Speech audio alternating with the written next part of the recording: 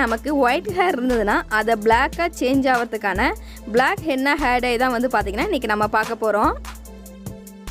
நீங்கள் இந்த கெமிக்கல் கலந்த ஹேர் டைஸ்லாம் யூஸ் பண்ணுறதுக்கு பதிலாக இந்த இயற்கையான black henna hair dye use பண்ணி பாருங்கள். உங்களுக்கு ரிசல்ட் வந்து நல்லாவே தெரியும். இதுவும் நீங்கள் அப்ளை பண்ணிவிட்டு 25 days வரைக்கும் வந்து பார்த்திங்கன்னா கலர் வந்து சேஞ்ச் ஆகாமல் அப்படியே இருக்கும். இதுக்கு ஃபஸ்ட்டு நம்ம மருதாணி பொடி எடுத்துக்கலாம். மருதாணி பொடி பார்த்திங்கன்னா நாட்டு மருந்து கடைகளில் கிடைக்கும். ஆனால் நான் வந்து பார்த்திங்கன்னா மருதாணியை 1 week வந்து நிழலில் காய வச்சு அதை வந்து பவுடராக அரைச்சி இந்த மாதிரி எடுத்து வச்சுருக்கேன்.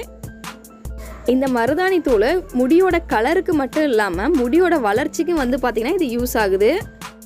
இதில் நம்ம டீ தூளோட டிகாஷன் வந்து எடுத்துக்க போகிறோம். அதுக்கு நல்லா கொதிச்ச 1 கப் வாட்டரில் வந்து பார்த்திங்கன்னா 2 tablespoon வந்து டீ தூளை எடுத்துக்கணும். அடுத்தது அதை வடிகட்டி அந்த தண்ணியை மட்டும் நம்ம யூஸ் பண்ணிக்கணும்.